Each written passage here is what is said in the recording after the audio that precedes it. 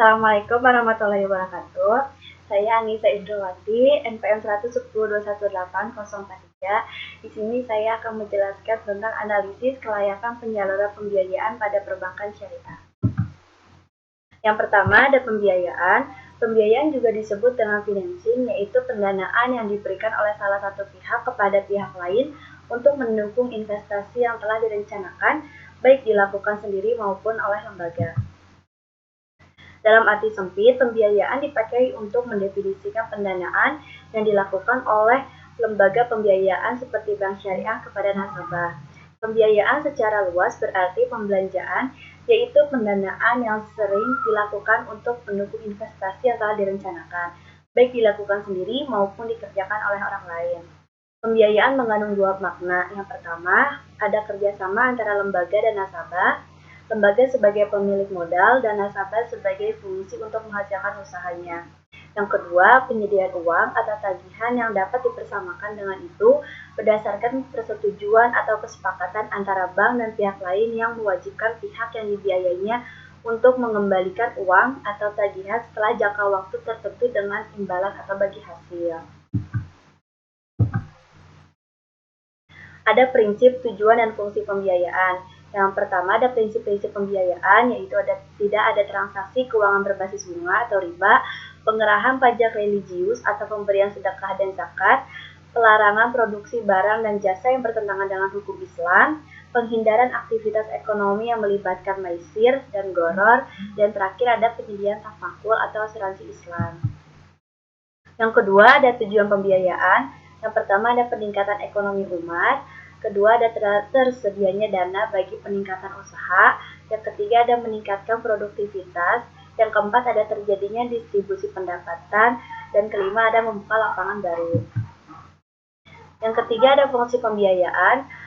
Fungsi pembiayaan yaitu memberikan pembiayaan dengan prinsip syariat yang menerapkan sistem bagi hasil yang tidak memberatkan debitur. Yang kedua ada membantu kaum duafa yang tidak tersentuh oleh bank konvensional karena tidak mampu memenuhi syarat yang ditetapkan oleh bank konvensional. Yang ketiga, membantu masyarakat ekonomi lemah yang selalu dipermainkan oleh rentenir dengan membantu melalui pendanaan untuk usaha yang dilakukan. Prosedur pembiayaan. Ada tujuan prosedur pembiayaan adalah untuk memastikan kelayakan suatu pembiayaan diterima atau ditolak dalam menentukan kelayakan suatu pembiayaan. Maka dalam setiap tahap selalu dilakukan penilaian yang mendalam. Apabila dalam penilaian terjadi kekurangan, maka pihak bank dapat meminta kembali ke nasabah atau bahkan langsung ditolak. Secara umum, prosedur pembiayaan oleh badan hukum sebagai berikut. Yang pertama, ada pengajuan proposal. Yang kedua, tahap selanjutnya yaitu penyelidikan berkas pinjaman. Yang ketiga, penilaian kelayakan pembiayaan atau analisis pembiayaan. Yang keempat, ada wawancara pertama. Selanjutnya ada peninjauan ke lokasi. Terus ada wawancara kedua, keputusan pembiayaan, penandatanganan akad pembiayaan atau perjanjian lainnya. Yang terakhir ada realisasi pembiayaan. Analisis kelayakan pembiayaan dalam penyaluran dana. Analisis pembiayaan adalah penilaian terhadap nasabah dan usahanya untuk diperoleh alternatif sebagai bahan pertimbangan dalam mengambil keputusan.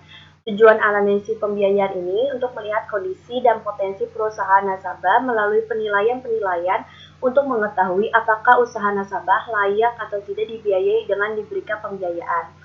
Adapun unsur-unsur yang terkandung dalam pemberian suatu fasilitas pembiayaan adalah sebagai berikut.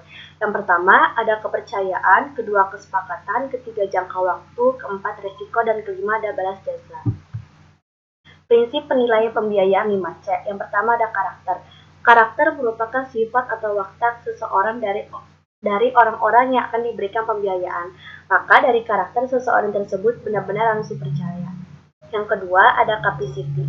Capacity merupakan analisis untuk mengetahui kemampuan nasabah dalam membayar pembiayaan. Yang ketiga ada kapital. Kapital adalah untuk melihat penggunaan modal apakah efektif modal tersebut dilakukan secara efektif atau tidak. Yang keempat ada condition. Dalam menentukan pembiayaan maka akan dinilai juga kondisi dalam ekonominya maupun sosial dan politik yang ada sekarang dan prediksi untuk di masa yang akan datang. Yang kelima ada kolateral. Kolateral merupakan jaminan yang diberikan oleh calon nasabah baik yang bersifat fisik maupun non-fisik. Jaminan hendaknya melebihi jumlah pembiayaan yang telah diberikan. Akad-akad pembiayaan dalam perbankan syariah. Yang pertama ada mudharabah. Mudharabah adalah akad perjanjian antara dua pihak atau lebih untuk melakukan kerjasama usaha. Yang kedua ada musyarakah. Musyarakah adalah kerjasama antara dua pihak atau lebih untuk suatu usaha tertentu di mana masing-masing pihak memberikan kontribusi dana dengan kesepakatan bahwa keuntungan dan resiko akan ditanggung bersama. Yang ketiga ada istisna. Istisna merupakan akad kontrak jual beli antara dua pihak berdasarkan pesanan dari pihak lain dan barang pesanan akan diproduksi dengan spesifikasi yang telah disepakati dan menjual dengan harga dan cara pembayaran yang disetujui terlebih dahulu. Yang keempat ada murabahah. Murabahah adalah akad jual beli atas barang-barang tertentu pada harga asal dengan tambahan keuntungan yang telah disepakati oleh bank dan nasabah, sehingga penjual atau bank harus memberikan tahu harga pokok dan berapa keuntungan sebagai tambahannya. Sekian dari saya. Wassalamualaikum warahmatullahi wabarakatuh.